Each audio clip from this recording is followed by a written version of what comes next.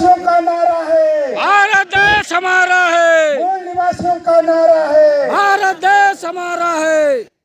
बहुत बहुत धन्यवाद। आज भारत मुक्ति मोर्चा एवं राष्ट्रीय क्रिश्चियन मोर्चा के संयुक्त तत्वावधान में कुनकुरी के इस मिनी स्टेडियम ग्राउंड में कार्यक्रम रखा गया है और इस कार्यक्रम में एज ए प्रबोधनकार मुझे मौका दिया गया है। मैं यहाँ की जिला यूनिट को हार्दिक आभार व्यक्त करता हूँ, उन्हें धन्यवाद ज्ञापित करता हूँ। साथियों, हमारे समाज में समय समय पर बहुत सारे महापुरुष जन्म लिए। मैं उन तमाम महापुरुषों को मैं नमन करता हूं और अपनी बातों को आप लोगों के सामने में रखता हूं। आज भारत मुक्ति मोर्चा और राष्ट्रीय क्रिश्चियन मोर्चा के बैनर में हम सभी लोग इकट्ठे हुए हैं।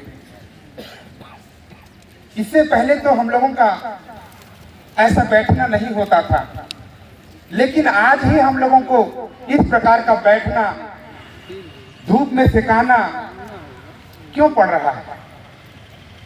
आज हम सभी को जानने और समझने की आवश्यकता है। आज एससी के ऊपर में, एसटी के ऊपर में, ओबीसी के ऊपर में और माइनॉरिटी के ऊपर में अन्याय हो रहा है और अन्याय से लड़ने के लिए भारत मुक्ति मोर्चा संगठन स्थापित कर रहा है। और ये जो संगठन है साथियों, 6,743 जाति के टुकड़ों को जोड़ करके बनाना चाहता है और 6,743 जाति के टुकड़ों को क्यों जोड़ना चाहता है? मैं आप लोगों को इस मंच के माध्यम से बताना चाहता हूं कि सारे लोग प्रताड़ित हैं, इसलिए जिनके ऊपर में शोषण हो रहा है, जिनके ऊपर में अत्याचार हो रहा है, उनको संगठित शक्ति का निर्माण करना होगा और संगठित शक्ति को बनाने के लिए हम सभी को एक मंच में आना होगा। यहाँ पर भारत मुक्ति मोर्चा और राष्ट्रीय क्रिश्चियन मोर्चा के संयुक्त तत्वावधान में हम सभी लोग बैठे हैं और यहाँ पर विषय लगाया गया है। पहला विषय लगाया गया है, धर्म के नाम पर मूल निवासियों के ऊपर लगातार हो रहे अन्याय और अत्याचार के विरोध में संविधान के अनुच्छेद 25 में निहित मौलिक अधिकार का उल्लंघन है। दूसरा विषय है, आदिवासियों के जल जंगल जमीन को सरकार द्वारा जबरदस्ती कब्जा कराना संविधान के विशेष अधिकार 5वीं अनुसूची का हनन है। मूल निवासी एससी, एसटी, ओबीसी द्वारा संगठित शक्ति का निर्माण किए बगैर आजादी संभव नहीं है। मैं इन 3 विषयों पर आप लोगों के बीच में अपनी बातों को रखूंगा।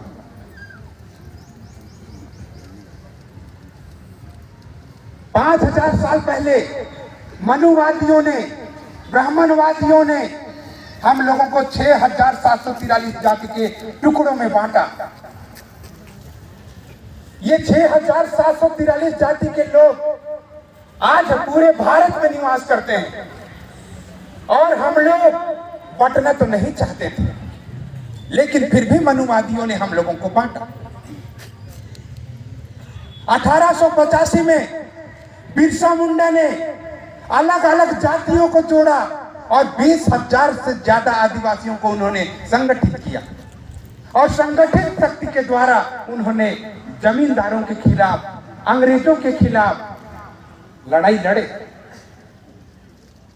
आज हमारे एससी, एसटी, ओबीसी के लोग, जिनको बाबा साहब ने संविधान में आर्टिकल 25 अधिकार दिए और अधिकार देने के बाद में उन्होंने कहा कि जाओ मेरे देश के लोगों, किसी भी धर्म को मान सकते हो, मैं तुम्हारे लिए अधिकार देता हूं।